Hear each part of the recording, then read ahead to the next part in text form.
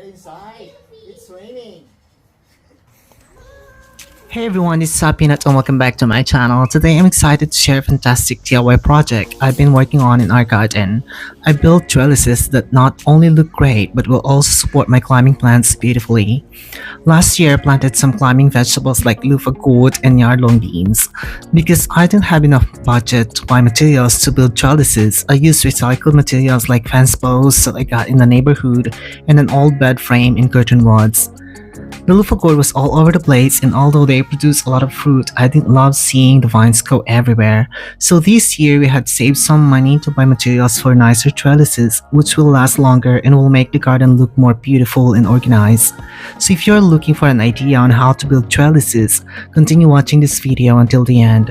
And if you haven't subscribed yet, please make sure to click the subscribe button because I don't only share videos about my garden, but I also share videos about how I came in the United States, how I applied for jobs, traveling to different states, our hiking adventures, and other DIY projects I'm doing for our home and garden. You might have seen other videos about building trellises. I also got this idea from watching other videos, but there might be some ideas that you have not seen from other videos that you can see here. Or you might have some questions and you might be able to find the answer in this video. So for this build, we gathered all the materials from Home Depot. We picked up 8 cattle panels for $40 each and 24 T-posts at $7 each. We also bought 2 bags of hooks for $5 each.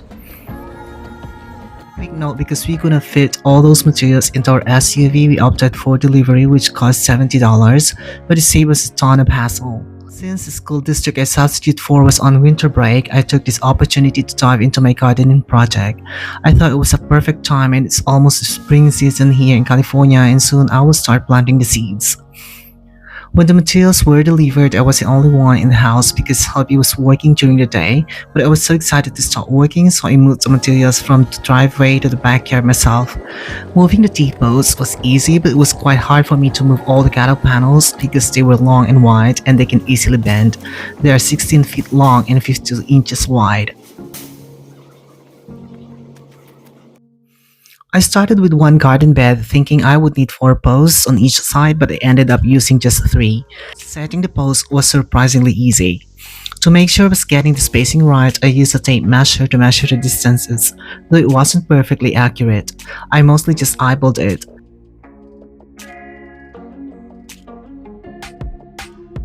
To make the process easier, I ordered an 11-pound T-post driver on Amazon which cost $32.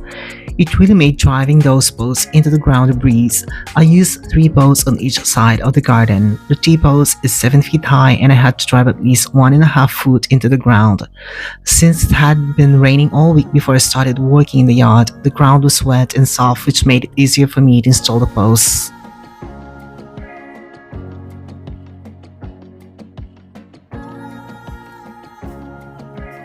When it came to putting up the cattle panels, it got a bit tricky, so I called in my hubby for some help. We tied both ends of the panels to make them easier to carry and move around.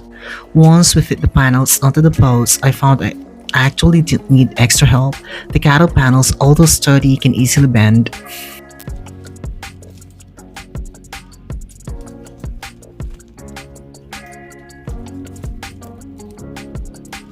I used the hooks to secure the panels to the posts and a pincher tool to tighten them down.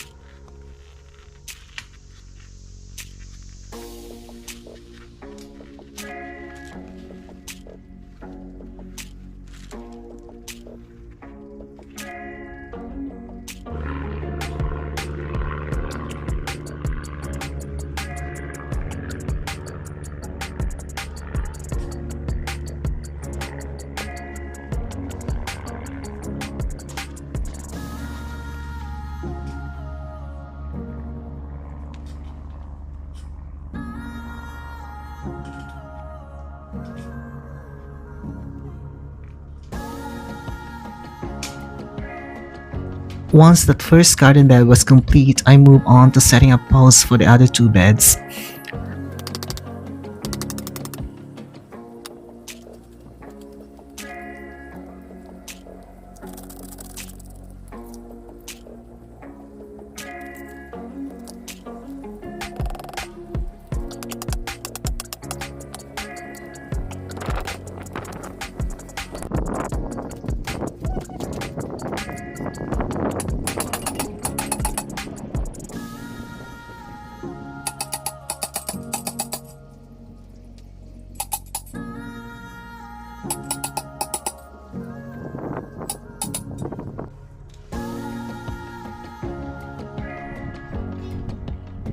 To ensure the posts were in a straight line, I put up a string as a guide. This really helped me achieve that neat professional look I was going for.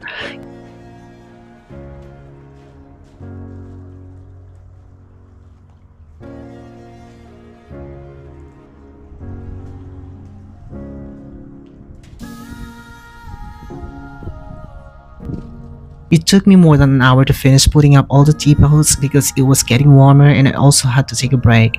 I also needed to rest my arms because they could get sore if I continued working the whole time.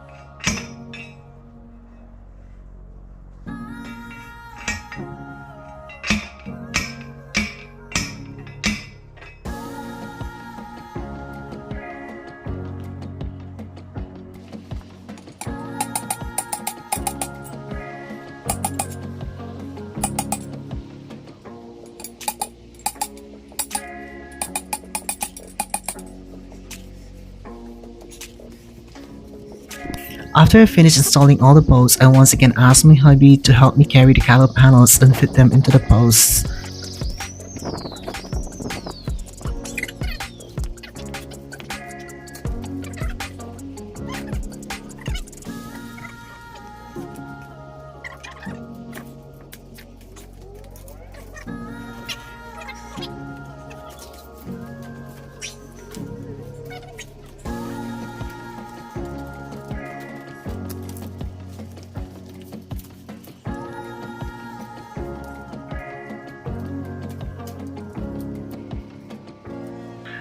Each time we finished putting each panel, I secured them with the hooks, but I didn't have to tighten them yet.